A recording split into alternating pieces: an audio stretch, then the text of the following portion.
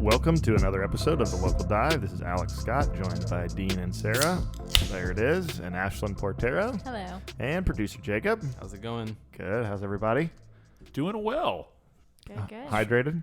I am very hydrated. I got my LaCroix in front of me, an iced green tea from Starbucks, which I'm not sure that hydrates or not, but I'm feeling good. It's more water than it is Feeling anything else. Okay, So- good. My special order is no extra water added, so that's important to know. Right, but it's tea. But it's still all water. Yeah. Sure. So hydrate away. So we are excited to jump into another episode of The Local Dive, where today we'll be talking about individualism and I guess problems and challenges that ideal of maybe like self being ultimate can pose. But before we do, keeping with the theme, we'll wade into the shallow end and talk about the 5 things that we would have to have if we were all by ourselves, stuck on an island for 30 days. So, Well, producer Jacobs is battery-powered blow dryer and dumbbells. Oh my god. got to keep the biceps strong. And Perfect hair today and gold chain. I was gonna say, what's the blow dryer? yeah. Jacob's like, my hair just air dries like Jacob's this. like, I don't use a blow dryer. Yeah, so the couple. Sorry, I didn't know how to transition out of that. A couple ground rules. There's an assumption that a Bible is available on the island of your preferred translation. So don't be extra spiritual and like say I have to take a Bible. Maybe the word just dwells richly in me. And She has I don't hidden the word in her think heart. You have the entire Bible memorized. no, I don't. And then like basic needs, like there's somehow a supply of water and enough sustenance to keep you alive. So if you want like bougie food, you have to figure that out. But you can survive on whatever's there. Basic needs. How Yeah, I don't know. how far does that Some of us extend? have more defined categories for that. Right. What is basic when it comes to like? Do I have a toothbrush or do I have to? I have to choose to bring that. You have a Bible and you have food and water. Okay, got it. That's going to be my rule. So how long are we helpful. stranded on the A island? month. Yeah, this is like legitimately my worst nightmare. Okay, this is number 1. Okay. Any plagues in the Bible, bring them on. This one would be You had to jump out of an airplane and land on an island. Oh my! You wouldn't survive. I You'd was be gonna dead. say he wouldn't. Oh. He wouldn't have any Take basic me, needs. take me now. I was gonna say, Come, Lord Jesus. who wants to go first? Alex, you lead us off. All right. The host leads us Yeah. off. So I'm this is very practical. First and foremost, you cannot live without it. Diet Coke has to be there. Like Absolutely. it might be hot, it might be gross. Diet Coke. Next is bug spray because I get bit by stuff like all the time. Even like it's not buggy season, and we were out on our patio and my ankles got torn up. So You and Tommy and Sarah. Tommy walks to the mailbox and comes back and has 8 new bites. yes, and they like I get like big welts Oh, yeah. and then they itch for like 6 days. It's terrible. So bug spray if I'm on an island is a necessity. Also a necessity if I'm on an island, sunscreen. Like I'm taking sunscreen. You know, I might be tan, brown as a biscuit, but I do not want to be red. This is so boring. This list. Oh my god. I know it's practical. Yeah. I said it's like- very It's practical. like first aid kit. Next is a hammock because I'm not sleeping in the sand. So That's I a good thought. I can be a little, pinky in the air too, okay? Is it an Eno or is it like a woven hammock? Because I feel like a woven hammock would be hot and would weird. I don't even know what that means. I think it would leave like weird. I don't want like rope braid marks on my back like when I wake up in the morning. Plus something could like crawl up under you and bite you. Ooh, yeah, also true. No thanks.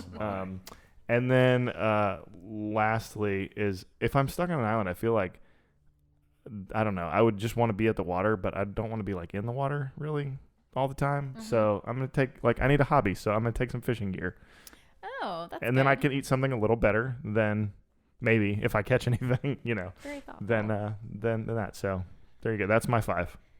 Okay, so mine are similarly practical, maybe slightly less self-absorbed. And also, I wasn't sure about Diet Coke, whether that would with one Diet Coke counted or just like the category of Diet Coke. So I'm gonna just say that that's there too and break the rules and that's just That's your water? Yeah, that's my Bible and water. Diet Coke are there. Right. It's like the 2 things that I truly do need to keep me alive. Okay, I would bring moisturizer with SPF. There you Go. Because I'm not going to leave looking like a leather handbag from this adventure. I'm going to protect my skin and moisturize because you got to keep the skincare routine What up. did you say? Wasn't it last week you were talking about old and wrinkly? Yeah, you're I'm not trying not to- leaving the island Look, old and wrinkly. I know I'm going to age and I embrace it, but like also if I can take some corrective measures, I'm going to. Plus my moisturizer just smells really good, so it'd be like a comfort from home. There you go. And obviously I'd be traveling with it. However, I ended up on this island. Second, deodorant, because even though I'm by myself, like I don't want to smell myself. So Strong. deodorant That's is coming. really fair. Respect. Okay. Third, Alex, you kind of threw me for a loop. I was going to say sleeping bag, but I did not factor into like there would be nothing worse than like a fleece sleeping bag that's then sandy and like hot. So I might throw that one out. Man, there's no way I can narrow this down to 5. Toothbrush has got to be in there, but then I don't have toothpaste, so that becomes a problem. Just brush with sand. Oh, it's like I don't want fuzzy It's like teeth baking. for It's a like month. baking soda. Yeah, maybe. Maybe I could just find like some kind of edible plant that like could so I don't know. Yeah. I'm like we're not on 5 anymore. I would like to bring a book because then and I would just want to bring one book. I wouldn't want to be like the Chronicles of Narnia collection or something. That would entertain me. But if I had one book, then this is like very much the achiever in me. Is like I could read it multiple times and like know it really well. Like You're like doing a deep dive on yes, one a deep book. dive on books. Yeah. So I might do that. And then the bonus item, if I could somehow fit it, I know I'm like way past 5. I was gonna say you're taking a U-Haul to the deserted island. See, it's like I on brand, I yeah. don't travel light. Okay, like even being on a deserted island, like I can think it through. The last thing I was gonna say, maybe I'll throw out toothbrush because that's just whatever. My teeth are gonna be gross. I did think that maybe I would want to bring some melatonin because if things got real bad, I could just like take a melatonin and go to sleep for a little while. Because otherwise, it's like even with like the white noise where they give you the option to like listen to crickets or something, it's like when that's like the real life setting, there's no way I'm going to sleep easy. Like it's a hard time for me to go to sleep when I've like just washed my sheets and like flushed my down comforter perfectly and like have brand new pillows. So me And sleeping check to make sure your shower didn't have a creepy person in right. So me Yeah. sleeping on a deserted island is just not going to happen without the melatonin. I was a big shower checker growing up. Oh yeah. it. Yeah. And closet checker. It was Yeah. like, I mean, but It's real. you know what though? Like, I feel like, what happens if there is actually somebody in the shower? You know, it's like, I'm like, I gotta Scream and run away. Like Yeah, scream and run. I gotta make sure it's empty. But it's like, if it's not empty, now I just know it's coming, and I don't know. I It's don't. better to know than be surprised while peeing. Let's be real. Fair point. true. Thank you. Fair point. All right, Dean, what are you taking? All right, number 1, because there would be absolutely no way in the world I would ever be able to build a fire by myself. I am bringing a big, huge box of matches. Like the extra that's large, good. huge. There would be absolute. I could watch every YouTube video, go to Boy Scout camp, would never be able to do it in a million years. So fair. Fair, very Okay. fair. Very I like it. I'm going to bring a golf club. So I don't really know how to play golf. Okay. So I would use that time to like, I'd hit pine cones or whatever, you know, and whatever falls from the trees and rocks. Coconuts and Yeah, that'd and be I good. take that month to like learn how to play golf on my own, like self-teach myself. Like I can hit a ball, but like not very well. I'm just not very good at it. You need to actually put some I don't practice in. play golf. Like I can Yeah. go to Top Golf and like hit a bomb, but like 18 holes, no chance. Yeah. I mean, I did no chance. So I'd be kicked out by like the 3rd hole from the group. Like I'm just not good at golf. So I learned how to play, and it's not very past driven not be able to play golf. So I feel a little guilty about that. There you And then I would bring Bill James's historical baseball abstract book. Oh my It's like gosh. 1,000 pages. You'd have the And time. I would memorize all the stats of everybody and just enjoy myself with it. I have like as a reference book whenever actually it's not a book you really read, Yeah, just kind of when you. but I would like read it. You'd be even more Rain Man than That's like about your random sports encyclopedia. trivia. Yeah. And then a Rubik's Cube. So I'd be so bored all day long. I mean, just out of my mind bored. So like playing some golf, get tired with that, go read some Bill James, get tired of that, do some Rubik's Cube. And I'd probably do it at night under the moon, like if I could see a little bit. Would you That's 4. would you finish the Rubik's Cube? Do you think you could do it in a month? Probably not. That'd be the goal. I'm not sure I could. I would make it like a day and then I would throw it into the ocean. And then the last one, just to help me relax and just feel a little bit better and all those kind of things, I'd bring my lavender essential oils. See, I feel justified in my moisturizer with SPF. I need my lavender essential oils. Okay, one thing that came to mind as you said, it's better to be surprised than get murdered while you pee. That I just thought about is like toilet paper might be kind of critical. I'm gonna hold it for a month. Oh my. So this is gross and has gotten off to a wonderful So when start. I'm taken to the hospital, when I get back in, generally I take you there to begin with. That would be part of my treatment. Okay, Just wanted to share. Jacob, Wow. do you want to defend your honor and explain what you might take besides bicep or the He can't bring a biceps? battery powered. I was like, he can't bring Battery a blow dryer. powered blow dryer and dumbbells. Well, so I thought this was less about the island and more about things that you like indulged in. Nice. This is going to be So my- excellent. So my list is a little different. Well, let's get it. The first is a good pillow. Just Yeah, in I general, thought I pillows. thought about that. That Yeah. one, I mean, that goes with the desert island theme. Is this like a contoured neck pillow that supports your head? And Just enough fluff. It doesn't Okay. have to. Yeah. It can't be a my pillow because it's bad to have a pillow of someone who voted for a different politician than you did. I will not bring a my pillow. The next, I just said a book. I didn't pick one because that's hard. yeah, a book. That's Um, fine. A book, yeah. And then a bag of goldfish. Big fan Good of goldfish. snack. From Costco. From Costco, they're like the biggie. Uh-huh. Yeah. I was gonna say like we're talking about the snack, right? Not like because like when you go buy a goldfish, it comes in a bag. So I'm like, is this like your like your pet pet. beta fish that like? Hey, book wise, Is gonna set them free? John Piper just put out a 700-page book on Providence. Yeah, that'd be There a you good go. choice. That might be a You might good need some one. Providence Which, on like, an island. everybody wants to say that that's what they would bring, but it's like, let's be real. Like, I'm would bringing have, the trashy romance novel. Okay, no, I was gonna say like 15 copies of Southern Living, Alex. Well, I For said the record, I don't read trashy romance. I said novels. I'm bringing the trashy. Okay. No, I'm just kidding. I thought you were like jumping I wasn't. in. No, I wasn't saying for you. No. I'm just. Wow. I picked something that would be like Jacob. a lighter read. That reminds me of the famous Ashlyn. How's Jessica Simpson doing these days? When you were asked that in the Yeah. car. I feel like you like would I know. would know. All right. Gosh. Jacob, as you were, a book. The last one I have, and y'all are gonna make fun of me for this one, would be a Lego set, and I would just build Legos to entertain myself. That's kind of like yeah, Rubik's that is kind of a Cube-y. good idea. Rubik's Yeah. Cube-y. That's Yeah. pretty like. Yeah, it's it's not- actually better than a Rubik's cube. No offense, Dean, because you could do like lots of different stuff. Your mom. No offense, Pat. is listening. No offense, Pat. Love you, Pat Scott. Yeah. Do you do Legos in general? Like, are you like a person? As a kid, I was, and I'm getting back into it. I would say. I feel like it'd be a good, just little like distraction hobby. Like, Well, just, to- He's just like your good like dexterity. What's the best Lego set you've put together? Good question. As a kid, we had a lot of Star Wars ones, Okay. so probably like the Millennium Falcon. That sounds like it would be difficult. Yeah. And I want to buy what's it called? A Mustang car and do that one, but that's pretty darn expensive. So That's cool. yeah. All right. Well, Jacob's packing like for a 5-year-old, and he's taking goldfish and Legos, It's the right way. and I respect it.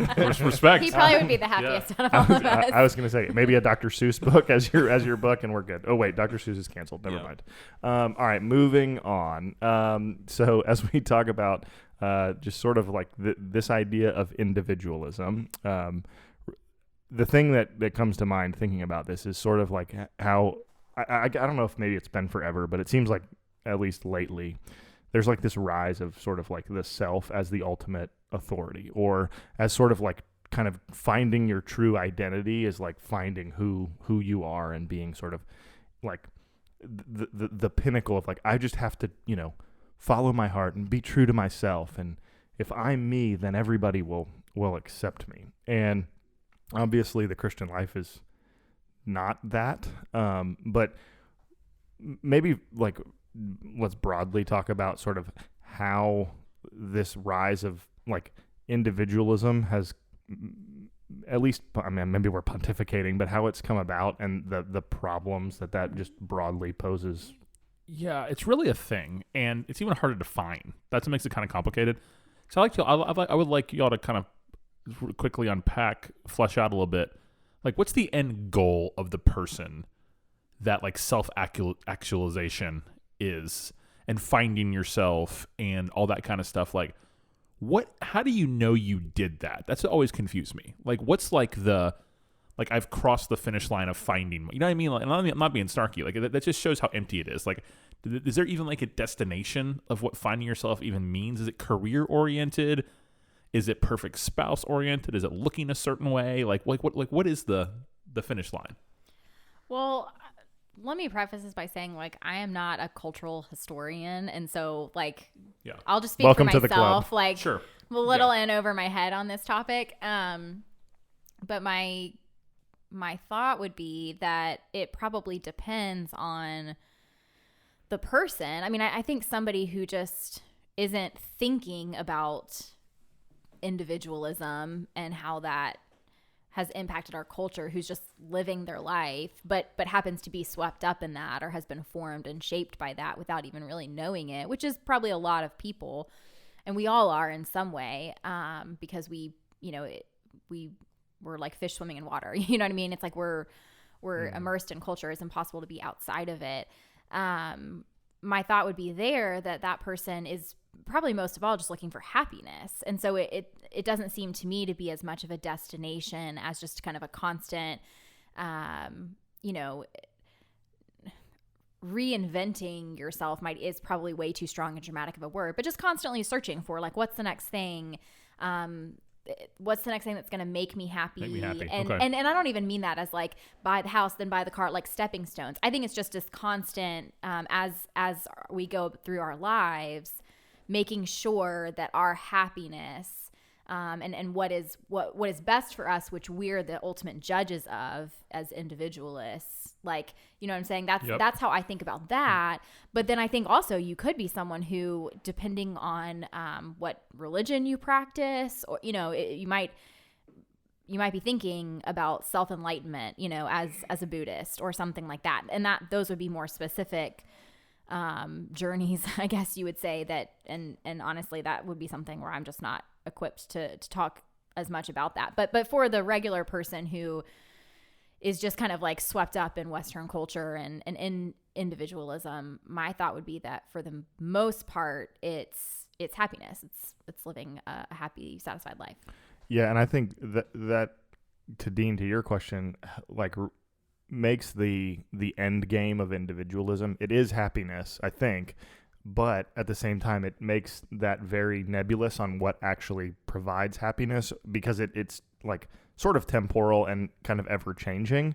And so it's like maybe at this point it is some material thing like a house or or a job or whatever. But then when that no longer satisfies, I realize, it was, there was this thing missing. Like I need to pursue this part of, me, or I need to live more in and lean more into this value. And so it's sort of ever changing and ever shifting in this, I would argue, almost like never ending pursuit of who I am. And so I think it does shift to some degree as we realize sort of these things ultimately don't satisfy. Well, and I think it's also important to think about that with cultural individualism, it also implies that we're now like not obligated to or accountable to any type of community or institution or anything else. It's we are the ultimate authority in our lives. And so as someone who's, if you're speaking about someone who's been formed by individualism. And so I think that's another thing too, is that the decisions that you make in life, the way that you build your life, how you see wisdom, all of these things are not accountable to anything bigger than yourself. And so if you're kind of always the ultimate authority in your life, you decide what's best. And so you can sort of come and go in and out of different spheres of life, institutions, relationships, what have you. And there's no real cost, or there's nothing that's really lost, because it's always just, well, this no longer works for me, or I'm on, a new journey or something like that. So I think that sort of like fluidity that you sort of move through life with, not really accountable to anything or belonging to anything or anyone except yourself, ends up leaving a lot of people feeling, I think, really lost.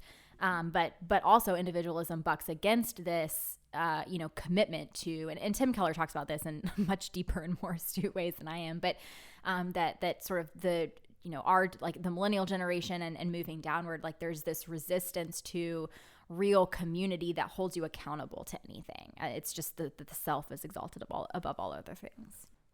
And I think there's layers and levels of it too, and I think the extreme versions of it will eliminate anything in the path that's interfering with that pursuit. If that's husband or wife, if that's church, if that's job, if that's where they live where they live, like anything in the path, like nothing's really out of bounds to get you think, well, the issue is if I just need to live here, I just need to not be married to him anymore, I just need to have new friends, it's just like that it's church's fault. It kind of becomes everyone's fault, from things to people to scenarios and situations, if you are not achieving those things. Yeah, your definition of whatever. I've seen a lot of that. I say the extreme version, maybe not the extreme, maybe just kind of like the prominent, I maybe call it more like the prominent version more than extreme, where like that it's like almost like everyone else's fault that's in the way of you achieving those things. Well, Trevin Wax did a series of blog posts on the Gospel Coalition about expressive individualism. I would read that. People listening, I would Google that and listen to that. It's really good. 8 parts that are really helpful. But one of them he quotes the 7 statements, I guess, from Mark Sayers, who's a Australian church leader and kind of, I don't know, helpful in this space. But one of them says the highest good is individual freedom, happiness, self-definition, and self-expression. And so it's like if self-definition and self-expression are 2 of the highest like goods that come about in a society that is individualistic, then like you can't actually tell me what is good or bad. And so if for me to get church out of the way, or to get a spouse out of the way, or to get a job out of the way, like because in my mind that's blocking my satisfaction, like you actually, and Ashlyn, I think this kind of goes to what you're saying too about like community being able to speak into this. Now it's like, well, you don't know, I'm defining what makes me happy, and you actually don't have the authority because I'm trying to express myself and defining what it is for me to be my highest version of myself. And so it becomes very difficult to actually address like sin if that's true, because it's, now it's like, well, you're just being judgmental, or you don't want me to be happy, or, there's this kind of ongoing struggle between communal living and the individual. And I think Ashley mentioned earlier, like the lack of, of connection institutions anymore. I mean, there's so many takes these, look backwards, these 4 steps, these 10 years, these 20 years, and you can see the leaks of all of it. And again, we want people to be happy. Right. Yeah, like totally. Or hey, last thing we should want as Christians is for people made in the image of God to not flourish, But the problem is like, how do we define that? And that's where we also want to care deeply about image bearers of God, is for people that are, drinking from waters that are going to keep them thirsty, to go John 4, woman at the well story, right? Or, or eating food that's still going to leave them hungry, those type. And that's what we're seeing happen across the board. If on one end of the spectrum is individualism and sort of like self as the highest form of authority, and then I think on the other end of the spectrum, like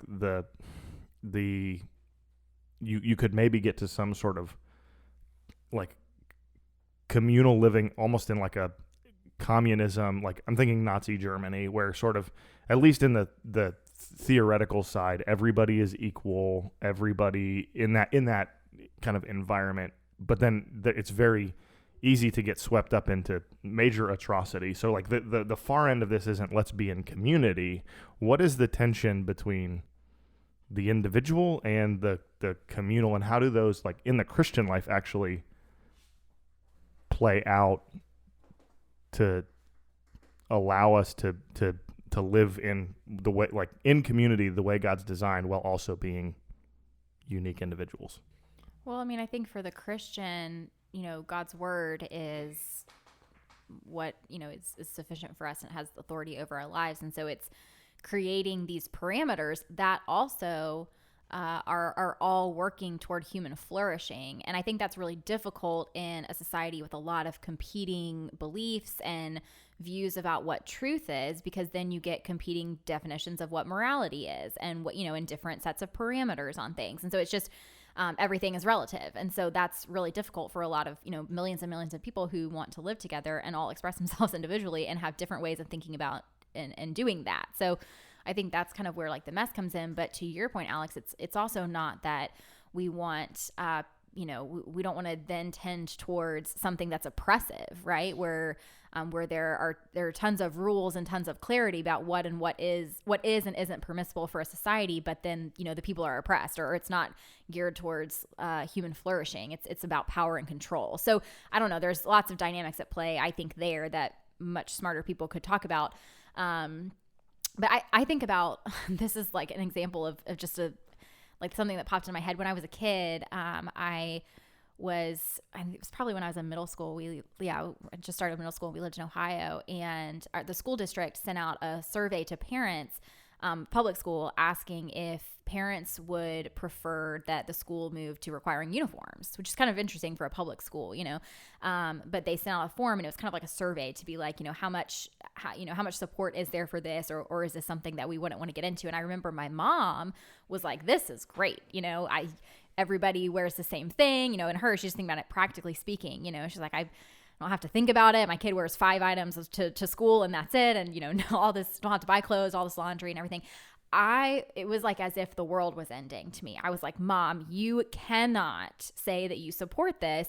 And my reasoning was because I want to wear what I want to wear. Like, and in my mind, it was like in, 6th grade, it was like, I want to be able to express myself, I want to, but really what I was asking for was like to have like free will to wear what I wanted, right? It's like, I just wanted agency. I didn't necessarily, because if my mom had said, okay, you're right. It's most important that you express yourself, you, Ashlyn, individually through your clothing. And so we're going to, empower that. How do you think you're going to do that? It's not like I had this like carefully curated aesthetic of like my clothes. I was looking around what everybody else was wearing. So I think that's interesting too, that like we there's something in our, society that like upholds individualism and individual, expressive individualism, but we're also formed by, we live in a consumer society, and we look around to different cultures to kind of tell us, what is acceptable, what is beautiful, what is desirable, like what, and we're formed by all these other cultures. So I just always think that's interesting to me. And I guess the point of that would be that, yeah, but you as a person, you can sift through those things and decide what's best for you, what's going to lead to your happiness and your flourishing, but that might not be the same thing as for your neighbor. And so I think, and that's something maybe in all my rambling that the Christian always has to come back to too, is how do I love my neighbor? Because that's what God calls me to do, to love my neighbor as myself. And so I'm not just thinking about what is the way for me to have ultimate freedom. It's what is the way for me to actually sacrifice myself for the love of my neighbor. And that's what we see, that Christ has done for us. And so I think there's probably just a lot of aspects of living as a Christian in an individualistic culture that things are flipped on their head, because it's like, well, the family is important. The church is important. And human flourishing is important. And that's going to demand a lot from us that we might not want to give up. That's good thoughts. I think about things like words that are used today. You hear platform, sometimes more than you hear community. Mm-hmm. You hear brand, more than you hear community. It's platform branding. It isn't everybody, but a lot of what we're drawn to are people who use that kind of language, right? And the reality is, like, we don't have a brand. Like, we're people. Like I know technically by terms we do, but people do, but like Nike's a brand. Right. You know what I mean? Like, I'm not a brand. I'm a person, right? But I worry sometimes that this individualism carries into everything that has been realizing it. Like, I think about people that leave a church because they just couldn't connect. Well, community, we think for some reason, is found instead of made, right? Like, where I'm supposed to just walk in as me, and everyone's supposed to flock to me, and I'll be my best friends by Tuesday, right? And actually, no, it takes work, and I think one of the things that individualism has done is any work that is not designed, because a lot of people who would say they have brands and have platforms, some of them have actually worked hard to get those things. Some just kind of fell in their lap, but mm-hmm. because they were good at their phones, on Instagram or whatever. But others, did work hard to get those things. But I almost feel like individualism has made it where any work I have to put in that's not about advancing me is not worth it. And me could also mean my family, because people now even live their individualism through their kids. Mm-hmm. That's become a thing as well. So I just worry that it's made us expect things to be laid out for us in life, especially in the church, rather than actually see our role in being part of something bigger than us. Being part of a movement, a mission, a body. Where I see myself as a part rather than the actual head, because the head is Christ, right? So that's kind of my hope in individualism conversation, is that people can kind of get an idea of the subtle ways that this kind of culture we find ourselves in has taken us over without realizing it. Like, when you hear people talk about church, well, I didn't get anything out of it. I didn't, that type of thing. I wasn't fed. I didn't like. Instead of, I want to choose a church based on what they believe, the church, what they're about, right? What they stand for, what they affirm, what they deny, those type of things. So just that kind of stuff. I think that's kind of the result of many years of living in a world where it really is all about us. Yeah. I was just going to say, I think that, and if you're getting to this in questions or whatever, but I think there's also a question of the role of self-worth that's at play, because if it's up to me to assert myself, to define myself, to express myself, if I'm the one that's generating, who I am, like the meaning of myself, then I also have to get my worth from myself. That's really good. And that is going to leave all of us empty and searching for that. Because who among us has, how many of us have never just reached a point in your life where you're like, I don't feel worthy. I don't feel loved. I don't feel important. I don't feel valuable. I don't feel safe, whatever. And I think it's interesting that in a culture where we are told, you determine your self-worth, you have inherent self-worth. Now you do, because you're made in the image of God, but that doesn't come from you. That comes from God. And even as it stems down, not just in our view of, where we stand with the Lord or what we think of, whatever people think about God, but also thinking about the fact that everybody is walking around with, past hurts from their family or your relationship with your parents, or from, from friends, or feeling rejection at some point in your life. We're all carrying around these experiences where we can think back in our lives to a time where something made us feel unworthy or unloved. And those are painful things that most of the time, rather than like pulling them out and trying to think about them, and processing them with the Lord, it's like we want to sometimes like repress those things or just not deal with them. But I just find that interesting that in a culture that's demanding you be you, well, what if, what if at some point you're searching for what is it actually that gives me meaning as a person? Like, what makes me feel loved and valued and cared for and important? All these things that we're trying to do by asserting ourselves, but that just never ends. You've got to keep going. You've got to have the next thing. You've got to reach sort of the next level of happiness or whatever to feel okay. But really not in an individualistic society, I think about like belonging to the local church. You know that you matter because you are a member of a church family where people know you, they are in your lives, they care for you. You live your life with people, and it's people to remind you, even more importantly and more fundamentally for the Christian, that God loves you and God cares for you, and God has sent his son to die for you, who actually gave up gave up himself to prove that you are loved and worthy. So it's just a completely different and I think incredibly hopeful message that Christians have to share with the world. But I do think that's something that is important, is that as we speak out against expressive individualism, I think we've got to keep that in mind, that a lot of people are asking, like, what is my worth? Where does that come from? Or they're trying to find that.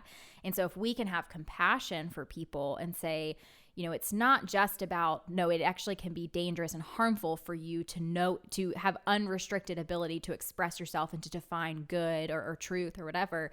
We also have to come alongside and say, but you are valuable as a person because you're made in the image of God. Absolutely. That's really well said. Here's who you are. Here's who you have in Christ. Here's what you were designed to be. Those things matter. They matter so much for our discipleship, for our faith, for everything. Well, and I think in both regards to both of what you just said, Dean, you talking about kind of people in a sense feeling like the church kind of almost coming to be inspired in a sense, like to if I come to, I mean, in an individualistic society, oftentimes there are people who are coming to church to leave feeling better, right? Like not necessarily to gather with the corporate body, to be encouraged, to be challenged, to be in some ways, provoked, but to feel better. And then, I mean, out of this idea of kind of who you are, and like the need for the church to preach boldly, to say, hey, you do matter, you have worth because of who you are and the fact that you're made in God's image, and that like there's inherent value and dignity there, that we almost have to like use the gathering as a time to confront just I don't know, almost inspiration, because like we think, okay, if this song didn't encourage me, it didn't feed me, it wasn't good. Or if this sermon didn't leave me feeling more inspired, and in reality, like God doesn't necessarily call us to gather with the church to be more inspired or to be more encouraged or more like, I don't feel like I'm saying this well, but well, if I want people to leave inspired and encouraged, but in the right things. Right. Yeah. Not in themselves or just. I want to be encouraged in Christ. I want them to be encouraged in God's people, encouraged in the mission, inspired to live for Jesus, and not inspired to go be great themselves. Yeah. Yeah. Or be inspired to think that God exists simply for their idea of what they want their lives to be. Yeah. And so, there's definitely a strong distinction between those two things. Yeah. It's not just it's not a 30-second clip that's the equivalent of like the poster in the doctor's office waiting room. That's like, soar on wings like eagles. It's like, okay. And there's a picture of an eagle and it's like, what does that mean? Like when you sell insurance, what does that mean? Right. Like meet your goals. Like, what does that mean if you work for the state? Like, what does that mean? Yeah. And so it's like, be strong and courageous. Yes. In what? In the Lord. Yeah. What are things I need to be pursuing in those roles and those jobs? Jesus, his mission, like sanctification, fruits of the Spirit, right? I mean, those are the things that, yeah. And so I think there are things like that. There's a connection there between the fact that oftentimes, like the way that we view those things and the way that we view our worth and our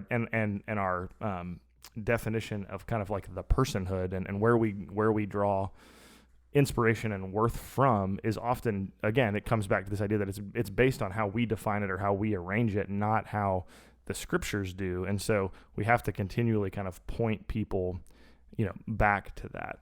But if the person is the ultimate, I don't know, definer of truth, how does that make confrontation of sin like almost impossible in today's like if somebody's in marriage and they're like, well, my spouse doesn't make me happy anymore, and it's now it's no longer about maybe how they failed in their marriage, not literally failed, but the things that have led to that point, like, or I don't know, X doesn't fulfill me the way it used to, or well, I mean, to confront in an individualistic society, to confront sin means to confront me as a person, like in just everything about me. Right, like, so that's what that means. Like, to question anything is to question my existence and my identity, and there's some layers to tear down in our discipleship. It really is. So it's tough. Yeah, I mean, I think it's hard if you have. I think if it's using like the marriage example, if it's a couple where both of them are Christians, you at least have a starting point of saying, okay, you may not like parse it this specifically in a conversation, but you can at least say, okay, you're both starting hopefully from the place of viewing, the scriptures as objective truth. Hopefully you're starting there. If you're not, then it gets even more complicated. But yeah, I mean, I think then it is a discipleship issue and it's a heart issue.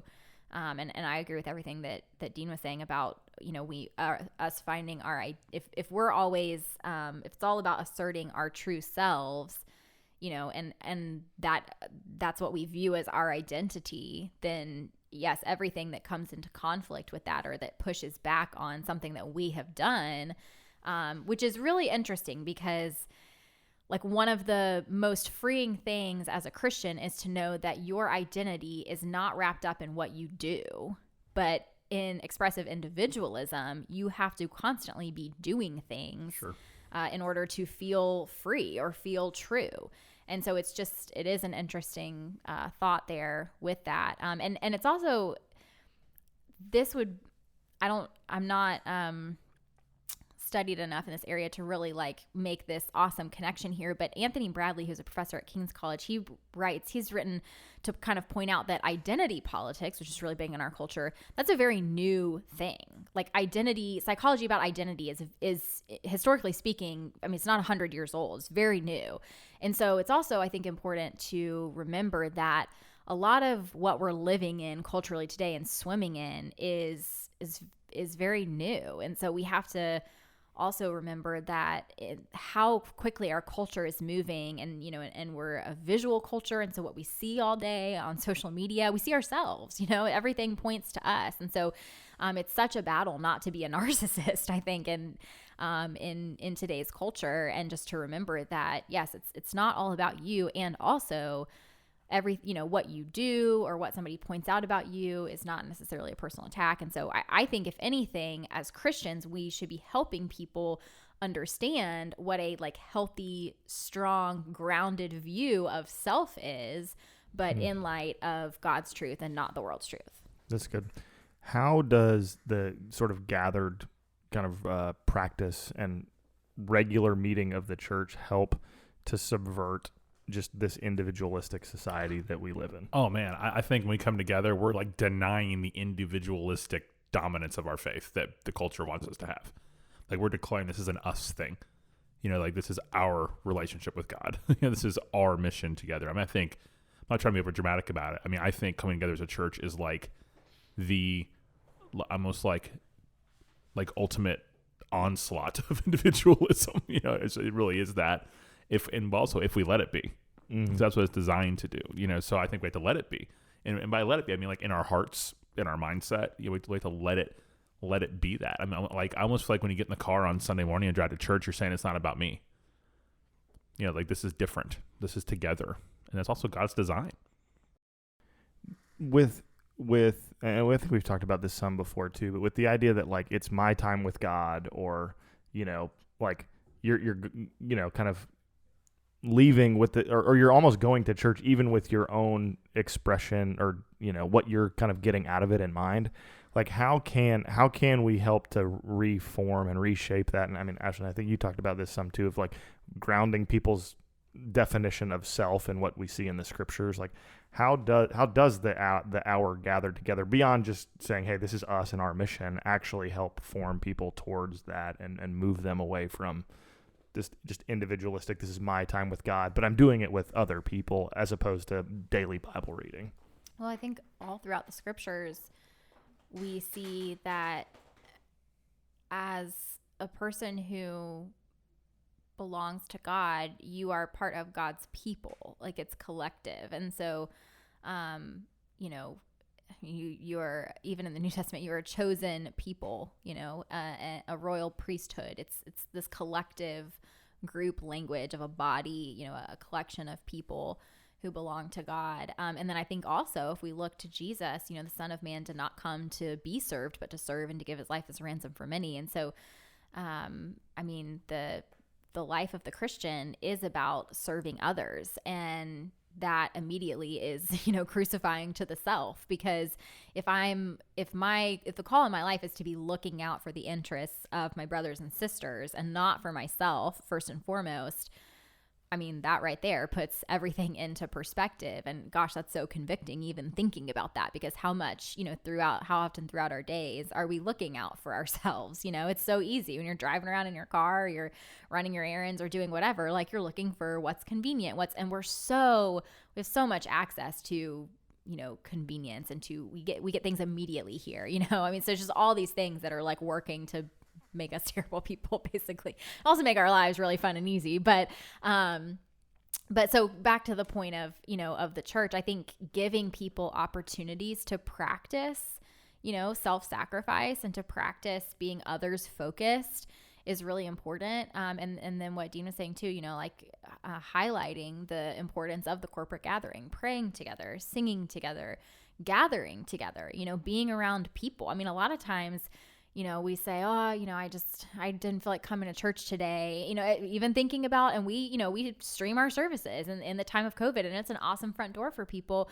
But if you're first and foremost thinking like, what is most comfortable to me today? Well, your heart of hearts answer in your flesh might be sitting on my couch in my pajamas, drinking my cup of coffee. But then think about, you're missing out on seeing literally your family, the people that you're going to spend eternity with, as well as people who are coming through the doors who might not be a part of that family, but who you might be able to speak an encouraging word to or remind them of the gospel. Like there's just the possibilities are endless. And when you think about it that way, so I liked what Dean was saying, it's almost like you need to have this like pep talk with yourself from time to time to remember, because of course we all get in our own heads and our own minds and our own lives, and we're self-absorbed because we're, our flesh still wages war against our spirit. And it's so easy to want to choose ourselves. But then when we actually think about, that's not who you are though. In Christ, you're a new creation. And so that's another thing too, is that if you are a Christian, that way of upholding the self as highest, you are actually dead to that. And so if you are living that way, you are actually returning back to what you once were when you were separated from God. And that is not something, it's not something we want to be doing. Yeah. If anyone's in Christ, our new creation, the old is gone, the new has come.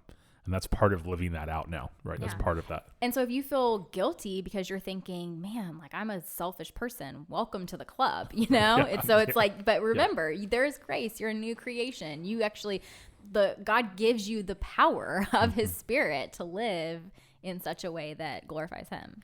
Yeah, and I think too, like Jesus didn't die to rescue us individually. He died to build his church, and so there is a collective. He died for the church, absolutely. Yeah, and so there's a collective nature in our own salvation, where like when we look at that and we see other people come to Christ, it's like no, we're adding to the body. It's not just like I'm saved and then they're saved and that we're separate from each other, but we're actually collectively together. In the body. What are some ways that the church can create sort of countercultural community that is actually kind of stands on its own as just a stark contrast to the individualistic society? Like how can the church make community beautiful and appealing in a way that contrasts what society says is like just serve self and be true to yourself and be the best that you can be? How can the church create something that contrasts that in a way that's actually appealing? And we can't afraid to say out loud that the world's way isn't working, right? I mean, the pursuit continues. Like individualism does not work ultimately. Right. I mean, there's just no way.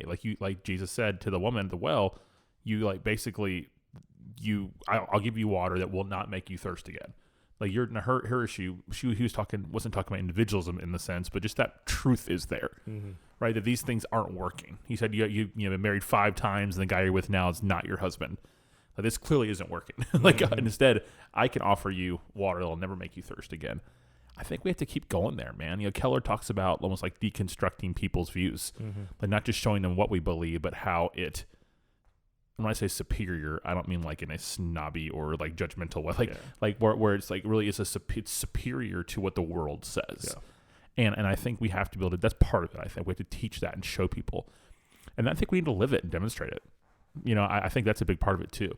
I mean, people have to actually see the difference in us and see what it is that we pursue and what we're about. I think that's for friendships, for family, for how we operate our lives, how we use our homes. I mean, like everything. I think we just need to really, I think it has to be modeled. I think it has to be taught and it has to be caught. It has to be both those things.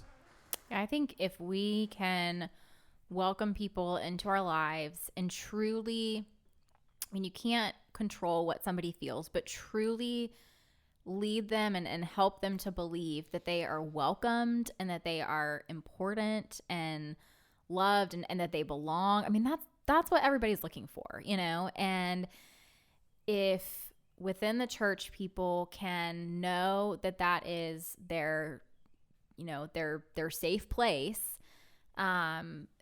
I mean, if you think about any time in your life when, maybe even as a kid, and this is hard if you don't have, this experience in even your own home, but if you think about like when you've been, asked by someone to give up something, or even if it's a parent who's like, just, you can't do that, or what, anytime you've been corrected or something like that, it's like, when is it worth really giving something up that's important to you?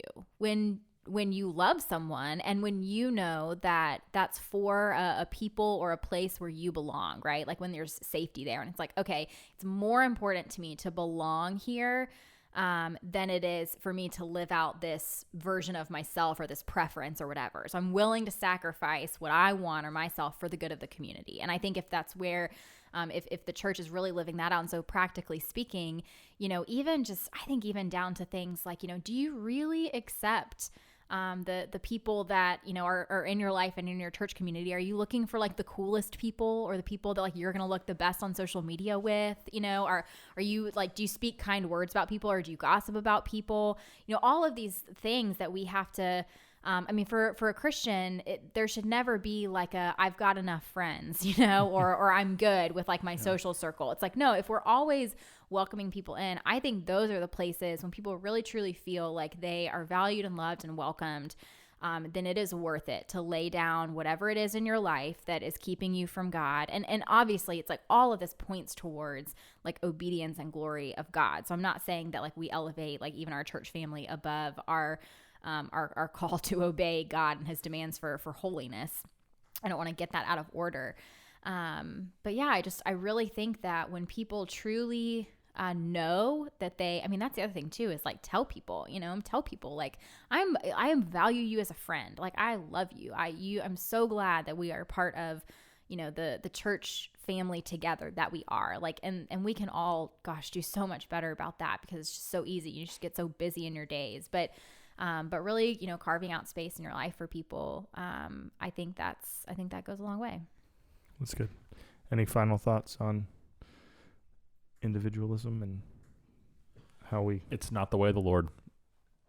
It's not. Yeah. All right. Well, as we transition to the local on tap, we will go back to being all about ourselves. We're really good at talking about something and then going and doing the opposite, like we did last week with materialism. Do as we say, not as we do. You're stuck in Tallahassee. No, you're not stuck, but you're in Tallahassee. You're stuck spending the day by yourself. I like it here very much. Thank you. Yes, I didn't mean it negatively. I love my city. But you can have no, relational interaction all by yourself. What are you doing for the day?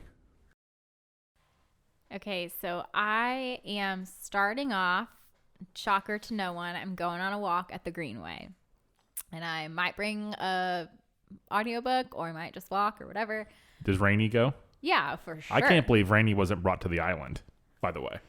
I thought about that, but I wouldn't want to put her through something like that. Fair. That would have been a traumatic Dog experience. trauma. Yeah, yes. dog trauma. So I couldn't subject her to that. So long walk at the Greenway, whatever, spend time out there. Then I would go to Bagel Market for breakfast. And I would hang out and read for a while at Bagel Market and drink like 7 Diet Cokes or something like that. Then I would come home for a little while and just like probably hang out at my house, like maybe like change and get ready or whatever. And then I would probably go to... there's like not shopping in Tallahassee, which we talked about last week, but I might go to Target like any other basic woman who lives in Tallahassee and kill some time. I might go sit outside. Like hours have passed. I'm not hungry anymore. I might go to like Food Glorious Food or like Grove or somewhere where I can sit outside and like read and hang out for a while.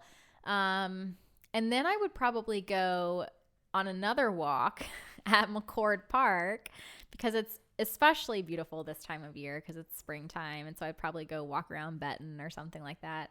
And then that probably would like wrap up my day. By then I'd be ready for social time. But if I couldn't have it, then I might just like go home and like, after all the walking, I think you'd be TV. ready for sleep too. Yeah, that's true. Dean? So I would probably, not probably, exactly what I would do. I know exactly what I would do. I would go to Chick-fil-A the first thing in the morning and get chicken biscuit. And then I would probably go to Harriman and just walk for a little bit. Just enjoy being out there. Take several laps. Instagram a picture of the road or whatever. And then I would go get my Starbucks for the day. My first one. I was like, whoa, I meant whoa. to start my day. Yeah. Yeah. And then I would go to Midtown Reader and just browse. Maybe grab something, see if something's there. Then I would, as Ashlyn predicted, we talked about this before we started recording, I would go sit at Kush's for a long time at the bar. You said that. Yeah, Alex said that. Sorry. Alex said that. I'd sit at Kush's for a long time at the bar. Hopefully there'd be some games on. Some whatever baseball would probably be best. And I'd sit there for probably a couple hours, get a gumbo twice, or something like that, drinking a lot of water to balance it out in my mind. Then I'd go back by Starbucks and get a refill because they let me do that. That's a secret, but they let me do that. And throughout the day. So I would do that. And then I would probably go sit an FSU baseball game by myself. I know the whole thing is by yourself, right? But I know it's weird. I like going to baseball games by myself.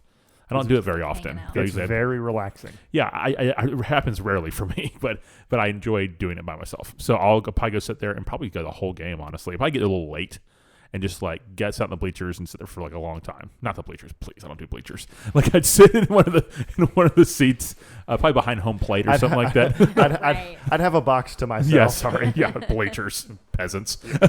And so, and then I would probably... The whole thing is by yourself, right? Yeah. Okay. I'd go sit at the bar for dinner and have a steak at Iluso or Shula's or something like that, and just have a steak and baked potato. Nice. And go home and watch some ridiculous, pointless documentary or something along those lines. I was going to say wrestling. Yeah, probably that too, or my new favorite show, Schitt's Creek. It's so funny. Have y'all seen Jacob, that yet? can you make sure you I know put it's it been out for a while over there? I know it's been out for years, but Harriet it thinks is about it. the funniest.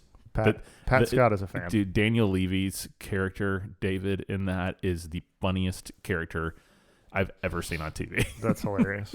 Then I go to bed watching a wrestling match on my phone. It's a solid day.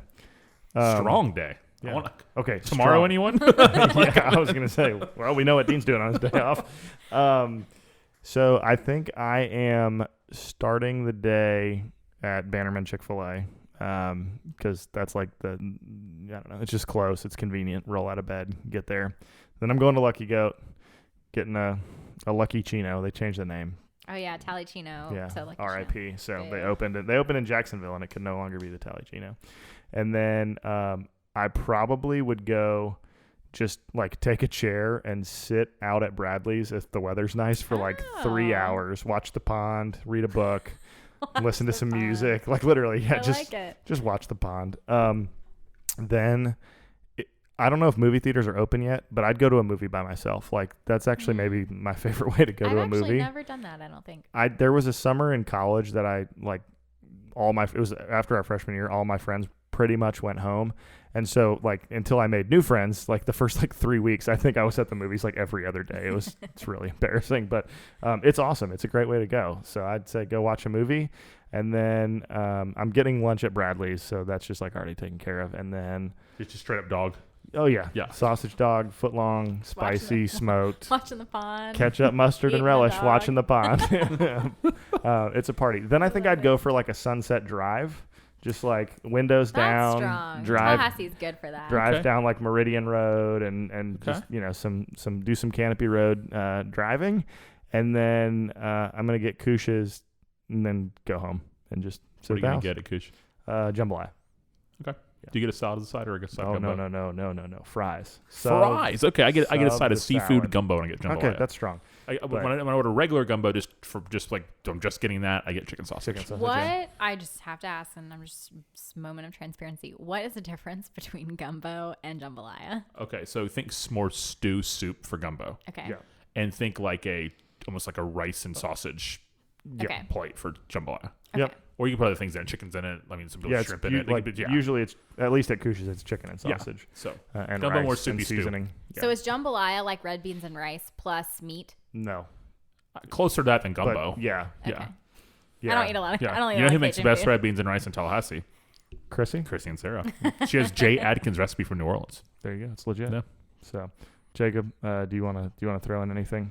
I like everyone's opinion. I would personally, I would go to the Tallahassee Museum and do the rope course. Spend a day doing that. That's a good call. Biceps, see, pull-ups, rubs. Oh my gosh. He doesn't use the harness. It'd be at like it's like a Chuck Norris How does joke he or get something. Producer Jacob doesn't use the harness. he zip lines with his bare hands and just but all right. Well, on that note, we'll see you next week for another episode of the Local Dive. Take care.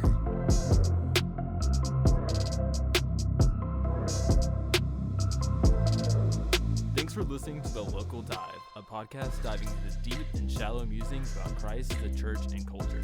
Don't forget to subscribe and leave a review wherever you listen to podcasts. You can follow The Local Dive on social media and continue the conversation with us on Instagram and Twitter at The Local Dive Pod.